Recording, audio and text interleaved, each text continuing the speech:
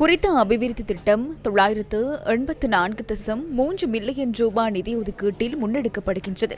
யாழ் குறிக்கட்டுவான் இறங்குதுறையின் 2ஆம் கட்ட பணிகள் போக்குவரத்து நெடுஞ்சாலைகள் மற்றும் நகர அபிவிருத்தி அமைச்சர் பிமல் ரத்நாயக்க தலைமையில் இன்று ஆரம்பமானது.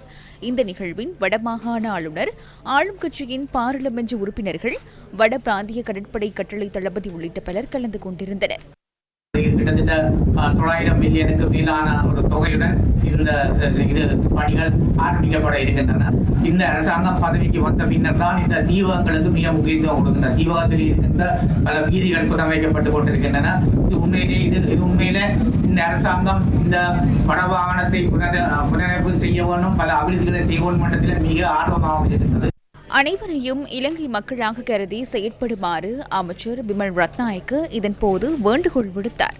සාමාන්‍ය මීට කලින් තිබිච්ච දේ තමයි ඔබතුමාලා දන්නවා කොළඹ ආණ්ඩුව යාපනය අත්හැරලා තියෙනවා. முன்பு என்ன நடந்தது என்பது உங்களுக்கு தெரியும். கொழும்பு அரசாங்கம் யாழ்ப்பாணத்தை கைவிட்டிருந்தது. இப்போது கொழும்பு அரசாங்கம் யாழ்ப்பாணத்தை கைவிட்டதைப் போலவே யாழ்ப்பாண அரசாங்கமும் தீவு பகுதியை முற்றிலுமாக கைவிட்டது என்பது நமக்கு தெரியும். சில சிங்கள அரசியல் குழுக்கள் உள்ளன. இலங்கை சிங்களவர்களுக்கு மாத்திரமே சொந்தமானது. தமிழ் முஸ்லிம்களுக்கு சொந்தமில்லை என்ற அடிப்படையில் மாத்திரமே அவர்கள் தங்களுடைய அரசியலை கட்டமைத்துள்ளனர். ஆனால் இப்போது என்ன நடந்திருக்கிறது என்றால், கடந்த 2024 நமது நாட்டு மக்கள் வடக்கிலும் தெற்கிலும் ஒன்றிணைந்து ஒரே அரசாங்கத்தை அமைத்திருந்தனர். பழைய அரசியல் தர்க்கத்தின் அடிப்படையில் தங்கள் அரசியலை நடத்தி வந்த கட்சி குழுக்கள் இப்போது குழப்பத்தில் உள்ளன. அதாவது அவர்களில் சிலர் தெற்கில் இனவாத பேய் அரசாங்கத்தை, ஒரு தமிழ் விரோத அரசாங்கத்தை நிறுவ வேண்டும் என்று அவர்கள் விரும்புகின்றார்கள்.